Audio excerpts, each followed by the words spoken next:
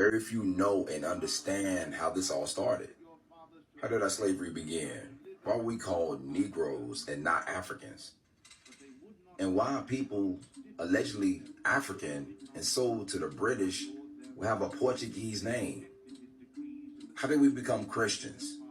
The origin of it all starts with the church. A curious circumstance was, however, omitted. When the Portuguese first began to traffic Negroes, an application was made to the Pope to sanctify the trade by a bull, which His Holiness issued accordingly. In consequence of this permission and authority, a very considerable slave market was established in Lisbon, Portugal, and so much that the year 1539, from 10 to 12,000 Negroes was sold there annually. A historical survey of the island of St. Domingo, together with the account of Maroon Negroes by Sir William Young, 1794.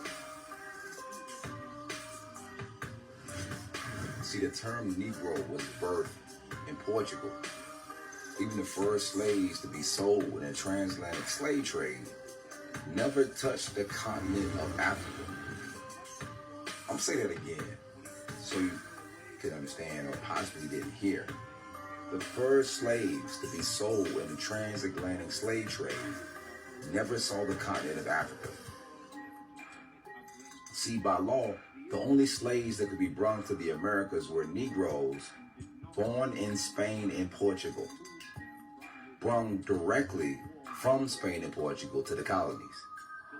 But later, a charter granted by Emperor Charles to Lorenzo de Gondomar gave permission to transport Spanish Negroes directly from Africa to the Spanish American colonies. He circumvented the legal statute established by Ferdinand and Isabella that slaves must have been born in Spain by allowing Africans to enter the Americas, provided they quote-unquote convert during the voyage. I know for some this might be hard to swallow, so let me paint the full picture for you. There was a people who lived in Spain and Portugal who were called the Negroes. These Negroes claimed to be the remnants of the Yahudim, or the Jews, left after Nebuchadnezzar took the Judeans captive.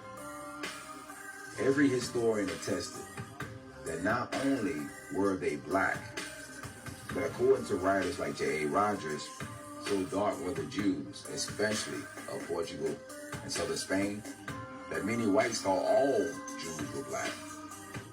And sometimes the writers would use the word swarthy, which means black.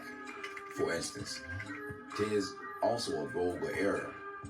He wrote that the Jews were all black, but this is only true of the Portuguese, who marrying always one another beget children like themselves, and consequently the swarthiness of their complexion is entailed upon their whole race, even in northern regions. So some people like to take the word swarthy and say it doesn't mean black. Well, just for kicks, let's take a look at it. Swarthy, from the root word swart, Old English swart, black, dark, of night. Gothic swart, dark colored, black, from the PIE root swardo, dirty, dark, black. The true Germanic word, surviving the continental languages, but displaced in English by black. Well, let's get an older definition from another dictionary. Swarthy, see swart, being of a dark hue of dusky complexion, tawny in warm climates. The complexion of men is universally swarthy or black. The Moors, Spaniards, and Italians are more swarthy than the French, German, and English, black as the swarthy African. So let's continue. This is why, again, the Duchess of Brantes, who was the ambassador, a wife to the ambassador of Portugal, said, the Jew, the Negro, and the Portuguese can be seen in a single person. Why? Because they were a single person. And these Portuguese Negroes were known for things that might ring a bell to an African American. Number one, they were known for writing poetry set to music.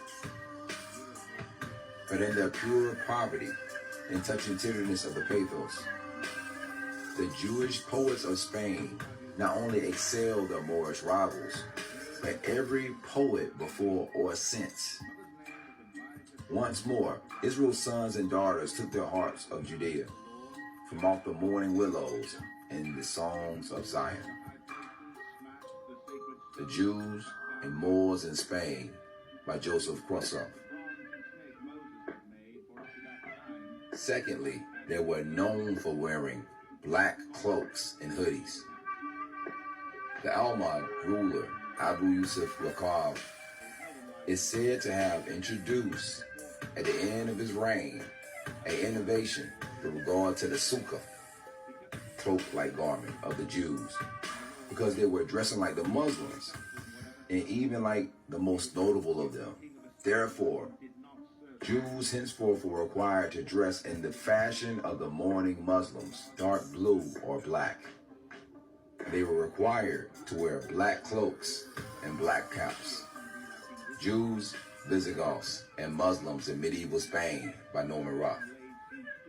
And we notice Jew cavaliers mounted on richly caparisoned horses and mules in fine cloaks, cassocks, silk doublets, and closed hoods. The Jews of Spain and Portugal by E.H. Lindo. And this rare painting by the anonymous 16th century painter who recorded a scene of everyday life at the King's Fountain in Lipson. You can see the Negro Portuguese Jews wearing the black cloaks and caps, while others still dressed in a Moorish or Muslim habit. Thirdly, they were oppressed and lived in segregated communities called ghettos.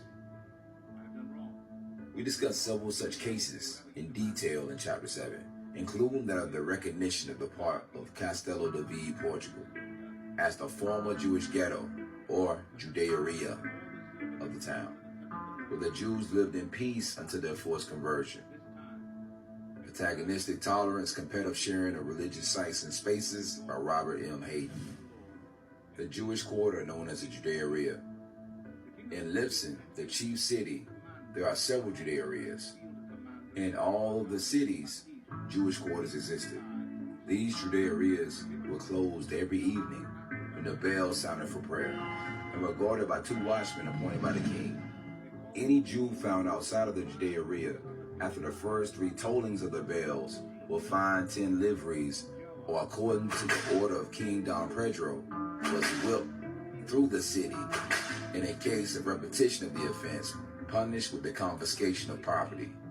Old European juries, Phillips and David. So these